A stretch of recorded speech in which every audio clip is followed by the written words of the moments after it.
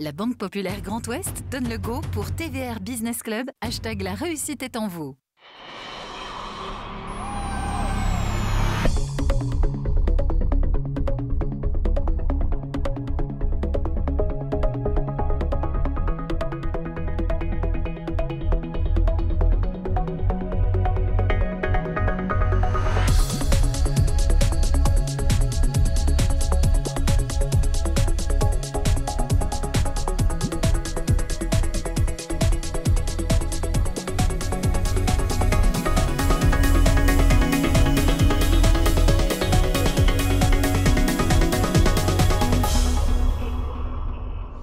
Bonsoir à toutes et à tous, soyez les bienvenus pour ce nouveau rendez-vous du TVR BPGO Business Club, l'économie décryptée par ceux qui la font depuis l'Atrium pour vous conter une nouvelle aventure économique avec les chroniqueurs du jour que je vais m'empresser de vous présenter, à savoir Maurice Bourrigaud, le directeur général de la Banque Populaire Grand Ouest, avec Valérie Cotreau, PDG d'Artefacto, et avec Sébastien Gallaudet, directeur régional Bretagne Pays de Loire pour l'AG2R, la mondiale. Nous sommes très heureux d'envisager à nouveau une émission dédiée à la mer pour construire un moyen maritime durable. Et qui mieux que notre invité pour vous donner toutes les pistes de compréhension.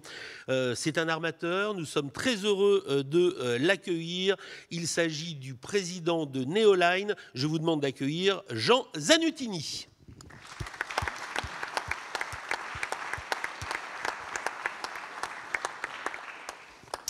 Merci beaucoup d'avoir répondu à l'invitation du TVR BPGO Business Club. On a énormément de questions à vous poser parce que le projet que vous allez nous conter est un projet qui part de loin. Vous allez nous dire que c'est un groupe d'officiers de la marine marchande qui se sont posés les bonnes questions pour avoir un navire, le Neoliner, 136 mètres, magnifique, avec deux voiles de 76 mètres. Vous voyez, on a déjà embarqué avec vous, Jean Zanutini, 76 mètres de haut. Il sera construit au chantier de l'Atlantique et puis vous nous direz que 2015, ce sera une date très importante car ce navire traversera pour la première fois l'Atlantique. Parlez-nous de cette réunion vraiment d'officiers de la marine marchande. Vous aviez envie de faire bouger les lignes? Alors, merci tout d'abord de l'invitation. Je suis vraiment ravi de pouvoir parler un peu plus en détail de ce projet qui nous anime maintenant depuis 2011. Et effectivement, dès le départ, ce groupe, surtout des marins, mais pas que, quelques autres autour, notamment un ancien banquier, souhaitait en fait proposer un navire du futur qui soit assez pragmatique dans les technologies, mais qui combine ces éléments technologiques avec de l'opérationnel. Et c'est cette combinaison-là qui, selon nous, pouvait permettre d'aller très loin dans l'économie de carburant, tout en amenant un transport qui soit à la fois industriel et qui pourrait être compétitif. Donc c'est cette ambition-là en fait qui nous a animés dès le départ. Avec cette propulsion éolienne ? Voilà, donc l'idée c'est d'allier à la fois la sobriété, donc d'aller relativement doucement, donc dans notre cas c'est une vitesse de 11 nœuds, avec une propulsion principale par le vent en utilisant des grands systèmes de voile et notamment, donc nous avons choisi, alors c'était pas au départ, mais nous avons choisi cette technologie l'année dernière, qui est celle de Solid Sail, donc qui a été développée par les chantiers Atlantiques. Je me permets simplement aussi de juste donner une petite correction. Donc le navire sera construit en Turquie. Il est en construction en fait en Turquie, au chantier turc RMK Marine. Et Chantier Atlantique fournit le gréement qu'il enverra là-bas. Il y a également d'autres fournisseurs français. Le concepteur c'est Mauric. Il y a aussi Fourré-Lagadec au Havre qui fournit les ailerons anti-dérive. Voilà, on sait que la Turquie est aussi une place forte de la construction navale, même si on est, nous, très attachés au chantier de l'Atlantique. Et d'ailleurs, son grand patron sera notre invité le mois prochain. Maurice Bourrigaud. Écoutez, ravi de nous projeter, parce que oui, c'est une histoire de 12 ans déjà, c'est une histoire de fou quand même, c'est une histoire d'un idéal. C'est quoi l'idéal dans 20 ans ? L'idéal dans 20 ans, c'est celui où on arrive à trouver un compromis qui nous permet de garder un maximum d'attributs de la modernité pour toutes et tous. Je crois que c'est ça qu'on doit tous rechercher. Et de ce que nous, on essaie de trouver, c'est ça. À notre échelle, dans notre secteur, on essaie de proposer une sorte de compromis où justement on essaie de se mettre dans les limites planétaires sans non plus se voiler la face sur ce qu'elles sont réellement. Mais en même temps, on essaie de garder des choses qui font la modernité. Et dans le cas du transport maritime, c'est la ponctualité, par exemple, la capacité de transporter des grands volumes. Valérie Cotreau. Comment l'idée du cargo à voile s'est imposée à vous? Comment est-ce que vous avez eu cette idée-là? Et pourquoi vous n'êtes pas parti sur du mix énergétique? On a vu, nous, on a rencontré d'autres personnes qui sont parties sur des choses comme ça. Sans doute pas sur les mêmes sujets, sans doute pas sur du cargo, mais pourquoi? Alors, c'est vrai qu'un navire comme ça, c'est toujours un mix. Et je crois que la nouveauté qui affecte tous les projets et même tous les armateurs, c'est que les navires qui vont venir maintenant, il n'y a plus de solution unique. Il faut se poser les questions pour savoir quelles sont les solutions qu'on va mettre en œuvre pour tel programme de navire, tel objectif. Et donc, effectivement, il y a plusieurs mix énergétiques qui peuvent être mis en œuvre. Et nous, on a choisi cette logique sobriété voile parce qu'elle est ambitieuse en termes de réduction d'impact. Nous, ce qu'on vise, c'est plus de 80% de réduction de la consommation de fuel par rapport à ce qui peut se faire aujourd'hui avec un navire de taille équivalente. Et c'est cette démonstration qu'on doit faire avec le premier navire et ensuite l'étendre à d'autres lignes, à un maximum de lignes, éventuellement gagner en taille et pouvoir représenter demain peut-être une vraie alternative sur un maximum de lignes. Aujourd'hui, ça reste évidemment un mode de transport qui se développe sur des axes bien particuliers. Sébastien. On évoquait, vous évoquiez le bateau qui va à 11 nœuds dans un monde où justement tout va vite. Et la question qui se pose, c'est vous avez 5 chargeurs, je crois, aujourd'hui, Manitou, Renault, Michelin. Qu'est-ce qui vous font confiance déjà pour le projet? Et deuxièmement, qu'est-ce qui garantit en fait à un moment donné les livraisons en temps et en heure? Alors effectivement, nous avons la chance d'avoir le soutien d'un certain nombre de grands chargeurs et notamment des très grandes entreprises françaises. Donc vous en avez cité. Donc en fait, il y en a une dizaine. Donc également effectivement Michelin, Hennessy, Beneteau, Manitou, Renault, Clarins, Longchamp, qui j'oublie, La Fournée Dorée, Rémi Cointreau, donc on doit être à peu près... Non, mais j'en profite pour tous les dire, puisqu'on a le temps. Ils ne me le reprocheront pas, je pense. En tout cas, c'est des chargeurs assez divers. Et le navire lui-même est un navire roulier, pour le présenter un petit peu. C'est un navire donc de 136 mètres, vous l'avez dit. Roulier, ça veut dire qu'on a une porte à l'arrière, comme sur les ferries de la Britannic Ferries. On charge horizontalement en roulant. Donc ça donne beaucoup de souplesse. On peut charger des colis qui sont hors gabarit, notamment dans notre garage à l'arrière. On peut monter à 9,80 m de capacité. Alors, on a prévu cette capacité spécifiquement pour les bateaux du groupe Beneteau qu'ils exportent aux États-Unis. Et notamment, Beneteau est leader mondial dans le monde de la plaisance. Donc, on a également du conteneur avec Hennessy, des machines avec Manitou. Donc, c'est assez divers. Alors, chacun va y trouver des choses un petit peu différentes avec un point commun. C'est une décarbonation de sa supply chain, à la fois parce qu'on utilise donc le vent comme sur la ligne qu'on a prévue, mais aussi parce qu'on ouvre une nouvelle ligne depuis Saint-Nazaire vers Baltimore aux États-Unis, qui est du coup plus près de leur site, et ils économisent sur le préacheminement en camion. Donc il y a un double effet bénéfique qui permet à la fois aussi de compenser une petite différence de prix et aussi de compenser une différence de temps par rapport à monter, par exemple, vous imaginez des bateaux qu'on fait partir de Vendée et qu'on doit amener jusqu'à Zeebrugge, par exemple, ça prend très longtemps. Donc là, finalement, même si on va plus lentement sur l'eau, on peut arriver quasiment au même moment, voire même dans certains cas avant les services actuels. La traversée entre Saint-Nazaire et Saint-Pierre-et-Miquelon, je crois que c'est 8 jours et 4 jours supplémentaires pour arriver à Baltimore. Voilà, c'est ça. Donc la rotation sera Saint-Nazaire, Saint-Pierre-et-Miquelon, puis Baltimore. Donc 8 jours Saint-Nazaire, Saint-Pierre-et-Miquelon, 4 jours Saint-Pierre, Baltimore. Puis on passe à Halifax, 3 jours après. Et ensuite, on repasse à Saint-Pierre-et-Miquelon pour prendre le fret qui voudrait revenir en métropole. Et on revient sur Saint-Nazaire. Avec un navire, on vise un départ tous les mois. Aujourd'hui, le transport maritime, c'est 7% de la consommation mondiale de pétrole. Donc ça veut dire que c'est peu et c'est beaucoup, mais vous souhaitez peut-être, là encore, expérimenter une nouvelle façon de voyager, de sillonner les mers?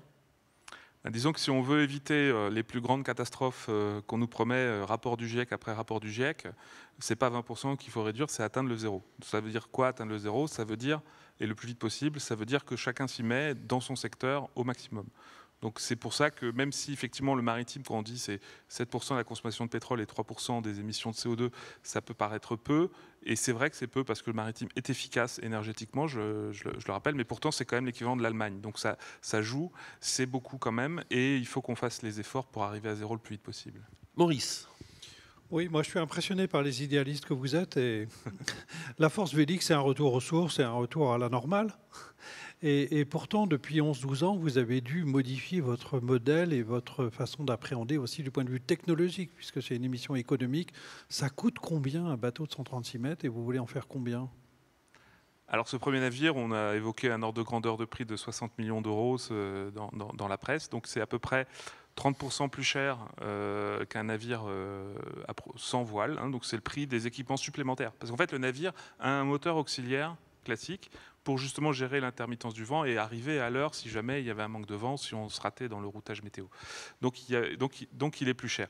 Nous, ce qu'on espère, c'est pouvoir rapidement en mettre en construction un deuxième navire sur cette ligne pour avoir un départ tous les 15 jours, ce qui, selon nous, apportera vraiment l'attractivité commerciale maximale sur ce nouvel axe, et puis pouvoir ouvrir rapidement avec d'autres clients une nouvelle ligne sur un axe différent. Donc on y travaille à travers différents projets, c'est un peu tôt pour en parler, mais on espère effectivement ouvrir petit à petit une vraie flotte, et pourquoi pas aussi travailler avec des armateurs existants qui, donc certains d'ailleurs, sont des actionnaires du projet, hein, donc je pense à CMA-CGM et à Corsica Ferries qui sont venus, qui ont investi et qui nous accompagnent, hein, ce n'est pas que des investisseurs, et donc demain, pourquoi pas développer aussi des projets avec eux, ça peut faire partie de l'avenir.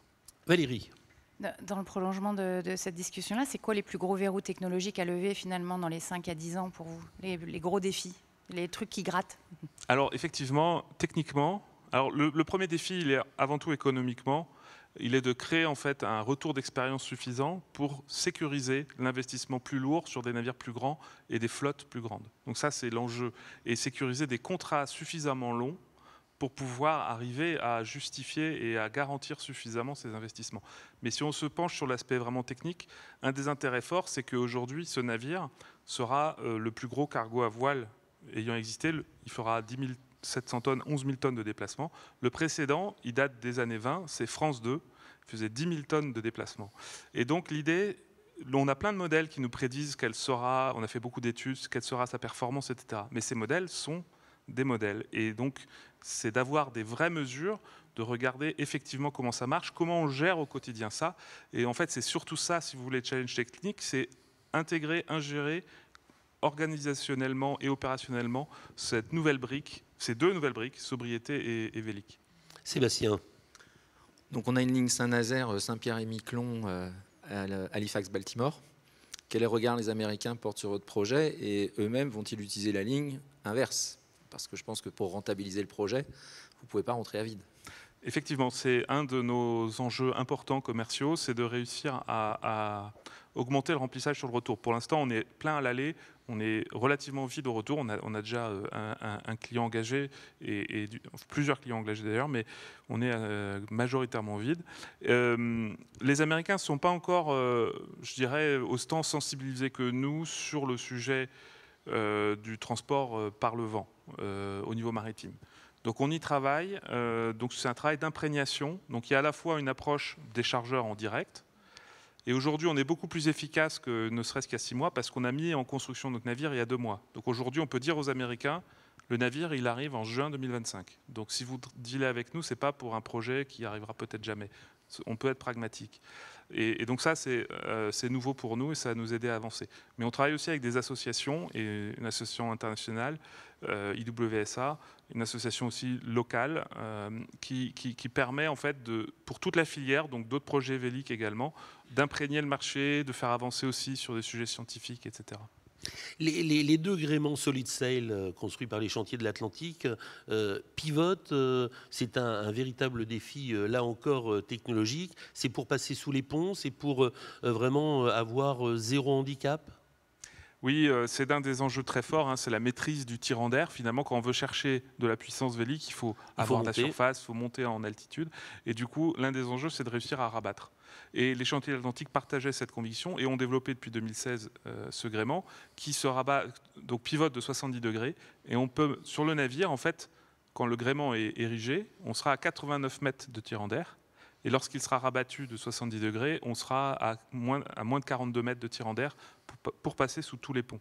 Mais sous l'eau aussi, on le voit moins. On a des ailerons anti-dérive, parce que la performance d'un voilier, c'est lié à la fois à l'aéro, mais aussi à l'hydro, c'est-à-dire la capacité à combattre la dérive. Donc on a des ailerons anti-dérive, ce qui nous permettra vraiment d'être performants au près notamment. Et ces ailerons anti-dérive descendront à 14 mètres de profondeur, mais ils seront rabattables pour réduire le tirant d'eau à 5,50 mètres pour entrer dans les ports. Et ça, c'est Fourré-la-Gadec au Havre qui nous les fournira. Dominique Jamotot, qui réalise cette émission, nous a mis vraiment des images en tout début d'émission de ce Neoliner. C'est son nom. On peut peut-être revoir d'ailleurs des images. J'aimerais que vous nous expliquiez à quoi ça ressemble à l'intérieur, parce que là, on a l'impression de voir un paquebot de croisière. C'est comment dedans ? Dedans, c'est un grand garage en fait. Hein. Si vous voulez, c'est un immense pont. Donc sur les 136 mètres, on a 110 mètres d'ouverture, à 7 mètres de haut et en partie arrière même à 9,80 mètres. Oui, c'est ce que vous ça, nous avez c'est dit tout à l'heure. le garage principal, prêt à remplir du fret. En dessous, on a encore un garage inférieur à 5,60 mètres de hauteur pour encore mettre plus bas dans la cale plus de fret. Et puis sur le dessus, on a des emménagements et dans ces emménagements, on a prévu 6 cabines doubles, donc on pourra embarquer 12 passagers, c'est le maximum pour un cargo, avec même un balcon privatif. On pourra voyager très confortablement et j'invite chacune et chacun. C'est un peu le deuxième sens de ma question. Voilà, j'invite chacune et chacun d'ici un an à regarder quand on ouvrira les possibilités de réservation sur ces traversées. Vous pourrez embarquer à Saint-Nazaire, y aller en train, aller à Saint-Pierre-et-Miquelon en 8 jours, puis passer sur Saint-Pierre, sur Miquelon et même aller en ferry à Terre-Neuve et revenir après avec le voyage de retour pour reprendre le train. Voilà une nouvelle façon de voyager en ayant un peu de temps. Parce qu'il existe vraiment de véritables nostalgiques des transatlantiques d'autrefois. Maurice. J'allais vous laisser entrevoileux, mais parce que c'est une voile rigide. Vous travaillez avec Michelin qui développe aussi une voile rétractable. Ce projet Wizamo, est-ce qu'il peut être compétitif en face d'une voile rigide ? Cette force vélique, est-ce qu'elle n'a pas multi-solution ? Nous, on espère. Je trouve vraiment, on accompagne autant qu'on peut avec des conseils. On connaît très bien l'équipe qui développe Wizamo. C'est très bien que plusieurs entreprises se lancent, et c'est une richesse qu'elles se lancent sur la conception de grands gréements pour les grands navires. Et Wizamo pourrait demain, s'ils atteignent la maturité, l'effet d'échelle dont on a besoin, être aussi une technologie qui peut permettre de propulser de façon principale des grands navires. Donc tout à fait, on a hâte de voir ça. Valérie. Est-ce que vous avez des concurrents ? Est-ce qu'on peut imaginer qu'à 30 ans, ce mode de transport soit complètement généralisé ou pas ? Alors, des concurrents, des partenaires, un peu des deux. Donc, ça dépend des jours.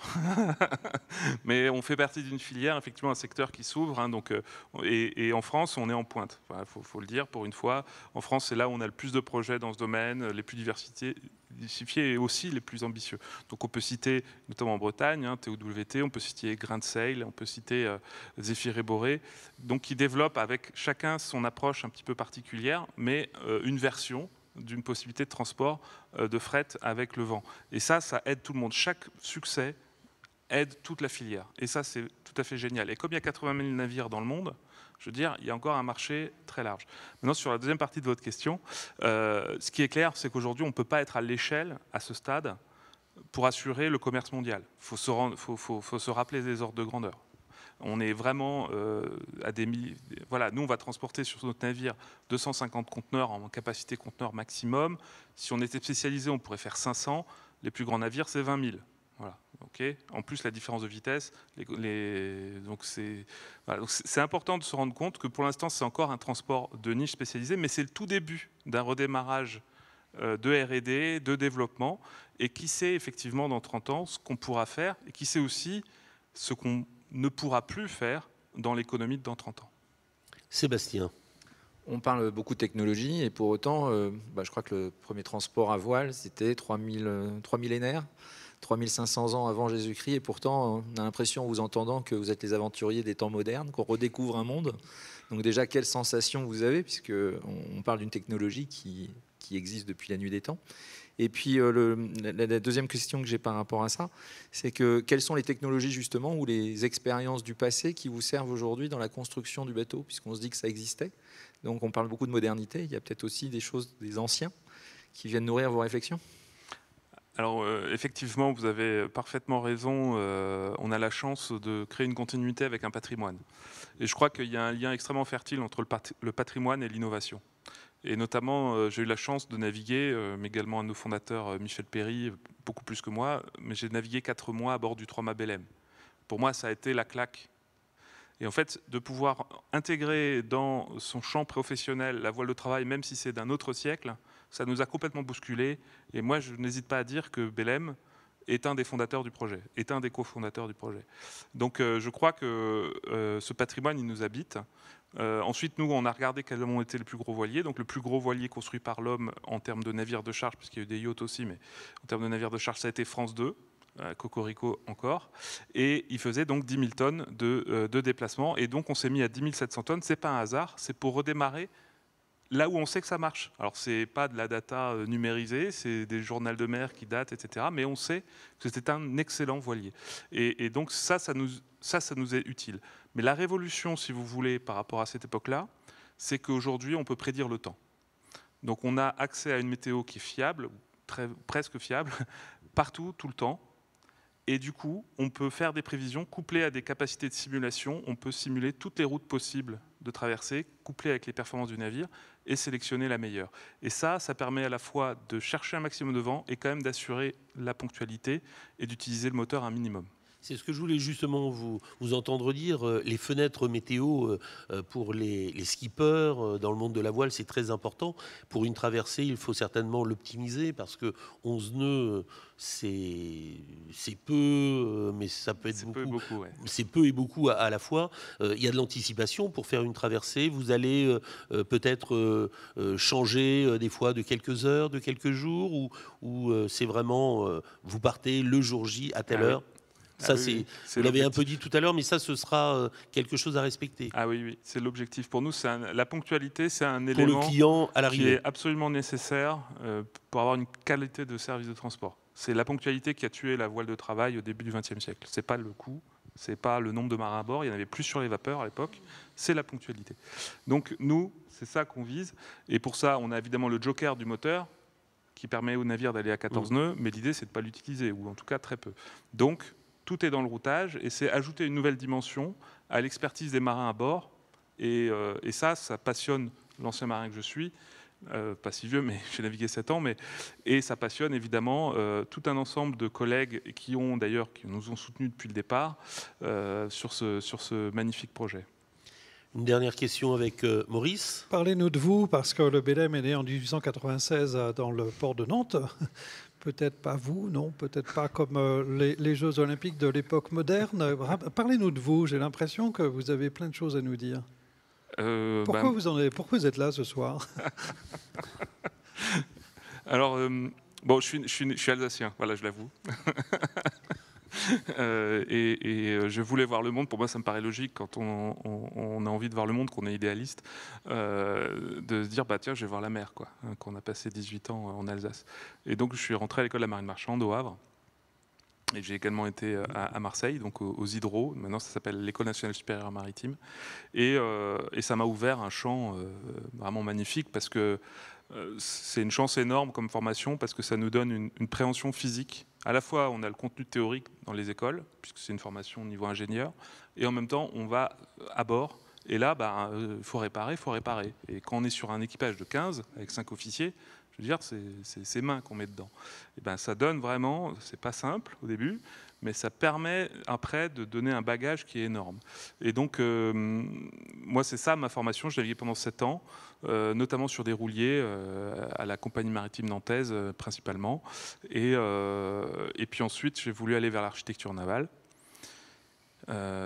Quand mes enfants sont nés aussi, j'ai voulu arrêter de naviguer au long cours. Et j'étais un peu à mon compte. Et on travaillait déjà avec Michel sur ce projet. Puis après, voilà, on s'y est mis à fond. Ce qui vous donne aujourd'hui envie, comme on l'a dit en tout début d'émission, de construire un moyen de transport maritime durable. On a été très très heureux de vous entendre sur ce projet à un moment où l'on parle beaucoup des enjeux environnementaux et écologiques. Merci, je crois qu'on peut vous remercier en vous applaudissant. Merci pour tous ces propos. Jean Zanutini, le président de Neoline. Merci à vous toutes et vous tous. Rendez-vous très vite pour un autre rendez-vous de votre TVR BPGO Business Club. Encore merci à vous. Merci.